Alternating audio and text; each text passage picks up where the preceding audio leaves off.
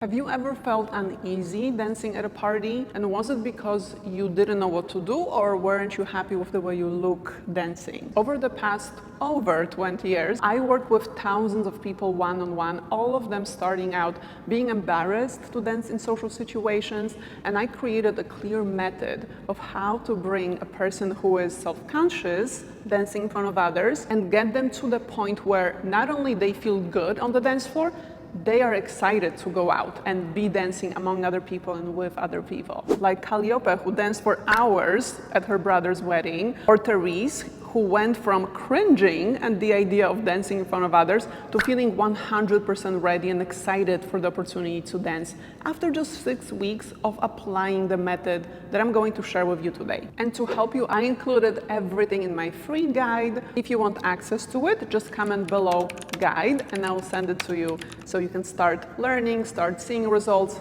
and being ready for the dance floor. My clients follow exact same process inside my online program and see results in a matter of months. Like Sagi, who went from super uncomfortable, not knowing what to do, to already making progress and feeling much better on the dance floor after just 1 month. So again, comment guide to get access to it on demand. So we're going to start with the dance moves. We need the dance moves to be able to dance. Of course. Guys, it's very, very important that you know what kinds of movements to start with, because a very common mistake I see a lot of beginners make is they attempt to learn fancy, cool-looking, advanced movements, not realizing that advanced moves will only look good on advanced dancers. Not to mention, it will be very frustrating to learn those movements when your body is not prepared for those kinds of moves yet. It will be frustrating because you will not like the way you're doing those movements, and it will be very easy at this point to quit learning altogether. I do not want this to happen to you, so we're going to start with simple moves today. Basic movement number 1, something to blend in with others on the dance floor, heel in. Not much is happening here. I'm literally just turning the heel inwards. You can lift the heel a little bit if the foot doesn't slide. And notice the ball of my foot, the toes, are glued to the floor. So I'm not lifting them at all. You're going 1, 2, 1, 2, 1, 2, 1, 2. Notice it's very regular because we have to match it to the beat, which I'm going to explain shortly. Now, if you want to do a little bit more challenging version, we're going to do 2 things to this movement. We'll speed it up, we'll do a double speed, and we'll add the upper body so that there's more going on. Let's start with the feet. So now, because we're doing it faster, 1, 2, 1, 2, 1, 2, you can make the movement smaller. So I go in just a little bit. I try to make it even. Both times the heel goes in, but it doesn't have to be. Nobody will be measuring your moves, but it's easier to keep it regular this way. So we have the footwork, and then you're going to twist twice towards the heel. Each time the heel goes in, I'm twisting inwards. In, reset, in, reset. When I say reset, everything resets, the feet and the torso facing forward. Move number 2, we'll start with footwork, the basic version. We're just going to step out. My knees are slightly bent, and I just focus on touching the ball of the foot to the floor, going outwards. Out, and out, and out, and out. In the upgraded version of this movement, let's add a swing of the hips. We'll keep the footwork, so as you're stepping out, you're going to get lower, the hip will go out, and then you come back in. Then we'll switch to the other side. So we create the U shape with the hips, but it's kind of a bit more difficult because we have a step. So we'll be a little bit of balance. You have step out and dip, out and dip. And remember, I said it's an upgraded version. So that means you first might have to just practice this until you feel good with the footwork. So you don't have to do everything at once. Once you're ready, we can upgrade. 1, 2, 1, 2, 1, 2, 1, 2. And if you're doing the movements and you're kind of okay doing them at home, but you're like, okay, I don't know if I would be confident doing them at a party, make sure to grab my guide because I teach you everything that you need, everything else that you need for the dance floor to feel comfortable dancing. So comment guide below, I'll send you the access. So now we have some moves to start with, but moves are not everything. We have to make sure we're dancing with music, right? Because when you're on the dance floor and the song is playing, it's not just a background noise. Every single movement that you're doing has to match something in the song in order for you to dance correctly. We have the beat, we have the snare drum, for example, which is the loudest one. You can dance on tempo of the song, which each song has the tempo. We are able to dance to melody, to vocals. Not only that, you can move all the body parts following one specific rhythmic pattern. And if you get to the point where you're more advanced, you can mix and match. So let's say your feet can follow the tempo and your upper body can follow the snare or melody. This is what makes advanced dancers look advanced. They're so connected with the music, their movements match so well, not just to one thing that's going on in the song, but several all at once. And they look effortless doing it. But good news, we're going to start with just simple stuff. We're going to start matching the movements to one specific rhythmic pattern. Okay, so we're going to listen to the song and I'll tell you what we will be following. I want to make sure you hear it first.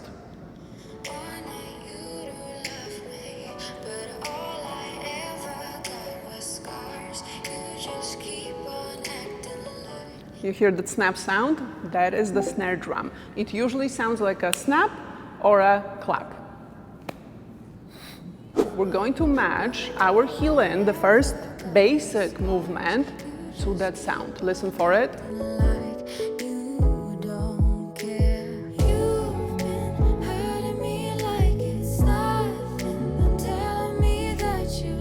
That's how I know when to move it inwards, is I'm listening for that snare drum. Now in our upgraded version of this movement, remember we are moving the feet twice as fast, which means the second heel in on the same side will be on that snare drum.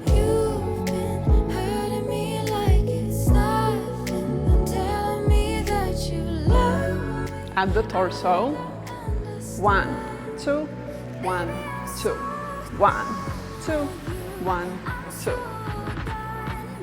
Even though there's some changes in the song, keep the same pace. Doesn't matter, the tempo is always there, it's always the same.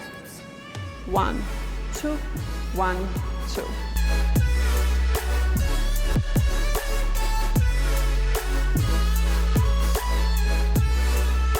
Let's try our step number 2, when we're stepping out.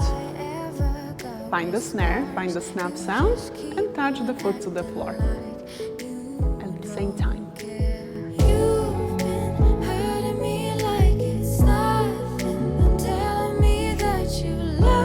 Only if you're ready for the upgraded version, remember we're swinging the hip on the same beat. 1, 2, 1, 2, 1, 2.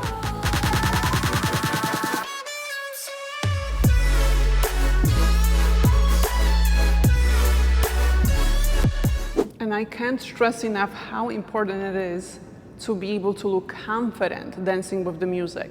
Because a lot of beginners, I see that they don't have rhythm yet, they may be working on getting rhythm, but they look so focused, they look like they're overthinking, and unfortunately, if you're thinking about what you're doing, it's going to show. It's going to show on your movements, they will be kind of timid, it's going to show on your face because you will have that expression on your face like you don't know what you're doing. As an example, my client Charlotte, she started like that, like we all did, overthinking and being so focused on where's the beat, are my movements matching the beat, versus once we built her rhythm skills, pure enjoyment. She's just having fun. You cannot tell that she's thinking about, am I doing things correctly? It just simply looks good and it's so fun to watch. Do not stop on just learning the movements. You have to have rhythm so that you look good dancing, okay? So this was step 2 in our method. Step number 3, it's going to also make a huge difference because it doesn't matter if your rhythm is great, it doesn't matter if your movements look good, if you're spoiling the entire picture with awkward looking arms, okay? This is unacceptable. We're going to change it today. I identified 2 main issues with the arms. Usually it's either doing those shy movements or no movements at all, just like keeping the arms in a weird position. This is the most common, just arms hanging there. Or some beginners, they force the arm movements, they do too much. What is this? I like balance. From time to time, keeping the arms in one position is totally cool, as long as the position doesn't look weird. Good looking position, natural one, will be just keeping the arms bent, loosely bent, no tension, allowing the arms to respond to how the body is moving or how the torso is moving, and then mixing that in with different actions. But the key is to make those actions look not planned. I know, let me explain. We want casual looking arm movements, okay? So not dance moves, not something that requires a ton of practicing, not something super like obvious that it's a prepared type of movement. We want the moves, the arm moves, to kind of blend in with whatever else we're doing. So for example, doing a little roll here and there, doesn't look like an arm move. Swing. From time to time, I like the snap, but I wouldn't do it more than twice in a row. Lifting the arms up, creating all kinds of pathways. All of these are natural looking moves that, yes, you have to kind of practice them at home, but when you're doing them on the dance floor, they should look like they just happen spontaneously, no practicing. And you can see my client Michael here.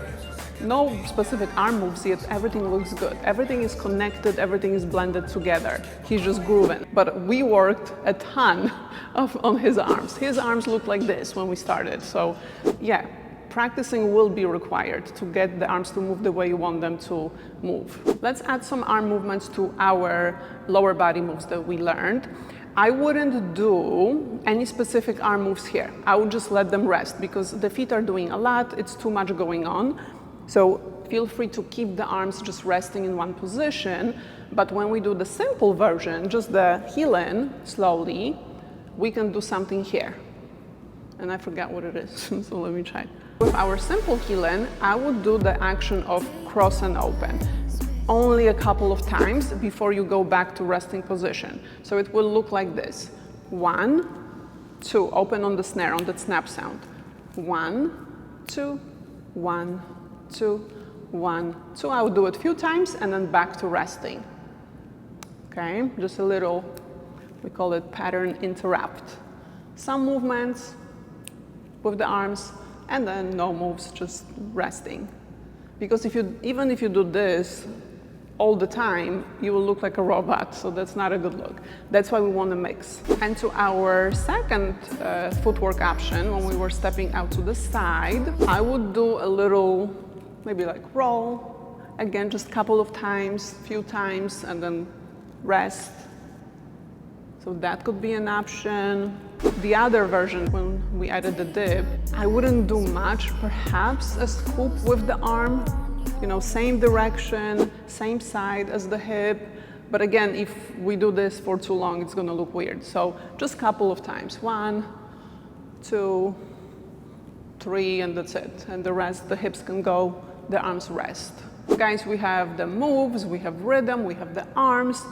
Again, if you want the full picture, if you want to know how to get from the sidelines to become a competent, skilled social dancer, make sure to grab my free guide. Just comment guide below this video and I'm going to send it your way. You'll be able to grab it. Thank you so much for watching and I'm going to see you in my next tutorial. Bye.